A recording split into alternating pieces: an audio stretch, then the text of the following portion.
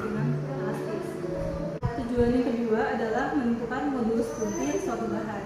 Nah, modulus puntir itu adalah suatu konstanta yang menentukan gaya per 1 derajatnya, yang menentukan besarnya gaya yang diperlukan agar suatu benda itu memuntir atau berotasi.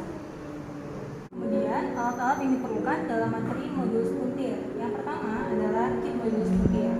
Nah, kit ini terdiri dari roda pemutar, lalu ada batang logam, dan ini adalah busur. Nah, bisa dilihat di sini ada penunjuk derajatnya dan jarumnya. Kemudian ada satu set beban. Yang ini ada beban 2 kilo 1 buah, lalu ada beban setengah kilo 3 buah. Ini penahan beban, trometer untuk mengukur jarak batang logamnya, dan kemudian ada jangka sorong untuk mengukur roda pemutarnya. Nah, percobaan yang dibutuhkan itu terdiri atas 2 macam. Yang pertama pertambahan massa dan yang kedua pengurangan massa. Di pertambahan massa, maka massanya itu ditambah per setengah kilo, jadi dari 0,5 menjadi 1, 1,5, 2, dan terakhir 2,5. Dan masing-masing itu terbagi lagi menjadi 3 L batang logam, 3 panjang batang logam dari sisi kakunya.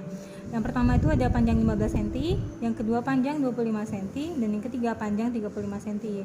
Nah, masing-masing nanti akan diukur, ini ada R roda pemutar, radius roda pemutar, lalu ada R batang logam, dan kemudian sudut yang dihasilkan setiap pertambahan beban tersebut. Kemudian di saat pengurangan massa juga sama. Bedanya adalah dari massa yang terbesar ke massa yang terkecil. Jadi dari 2,5 turun ke 2, ke 1,5, ke 1, dan 0,5. Dan yang lain sama. Seperti itu. Baik, kita mulai prosedur praktiknya. Pertama kita ambil dulu jangka sorong. Kita akan mengukur R roda pemutarnya ini. Nah, R roda pemutar yang mau kita ukur itu adalah R dalam. Jadi untuk cara menghitungnya, kita hitung dulu R, maksudnya diameter ya, diameter dulu yang dihitung. Diameter roda terluar dikurangi sama ini rongga yang ada di sini, ada 2 buah rongga. Nanti setelah dihitung, jadi roda terluar dikurangi 2 rongga akan mendapatkan rongga dalamnya. Jadi kita hitung dulu rongga terluar.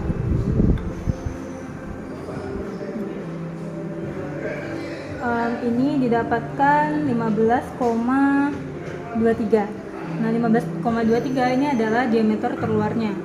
Kemudian kita hitung rongga dalamnya. Rongga dalam itu kita ukur menggunakan sisi bawahnya dari ini, dari jangka sorong. Kita menggunakan ini. Nah, ini. Nah, dari sini didapatkan 1,28 cm. Jadi nanti cara mengukur roda dalamnya itu adalah rongga terluar dikurangi 2 kali rongga ini, rongga yang di dalamnya ini. Maka akan didapatkan diameter untuk roda yang di dalam. Kemudian radius yang kita hitung adalah ini.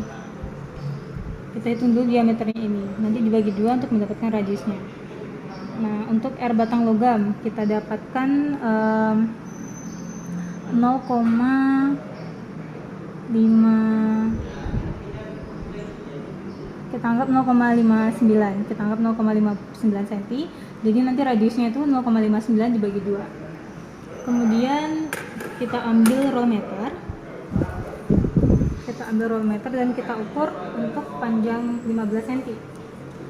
Kita ukur dari sisi yang tertahan di sana. Jadi bagian sini 15-nya itu ada di sini. Maka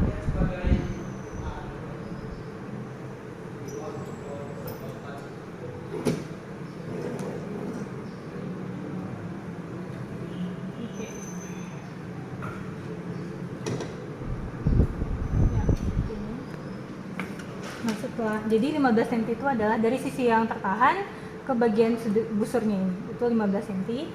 Lalu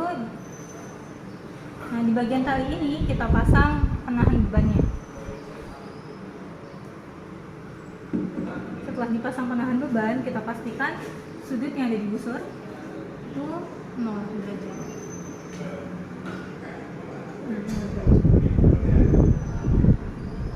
Setelah kita pastikan penahan bebannya terpasang dan ini ada 0 derajat, kita pasang masanya dari 0,5 kg. Nah, saat dipasang 0,5 kg, sudutnya akan bergerak. Bisa dilihat di sini itu sekitar 2 derajat. Setelah itu kita pasang lagi 0,5 kilo lagi, jadi total bebannya adalah 1 kilo. Nah, sudutnya itu menjadi sekitar 2 derajat, 2,5 derajat. Kemudian kita tambah lagi menjadi 1,5 kilo, besarnya menjadi 3 derajat. Nah, untuk yang beratnya 2 kilo, kita langsung memasang beban yang paling besar. Ini kita memakai ini yang 2 kilo. Nah, untuk sudutnya menjadi 4 derajat. Kemudian yang terakhir 2,5 kita ukur itu 5 derajat. Nah, itu untuk penambahan massa 15 cm. Kita langsung menggunakan prosedur yang pengurangan massa. Jadi yang sudah terpasang ini 2,5 bisa kita tulis ke datanya, yaitu 5 derajat. Lalu kita kurangi satu persatu menjadi 2 kilo. Saat 2 kilo kita lihat lagi, berarti itu sekitar 4,5 derajat. Lalu kita turunkan lagi menjadi 1,5 kilo.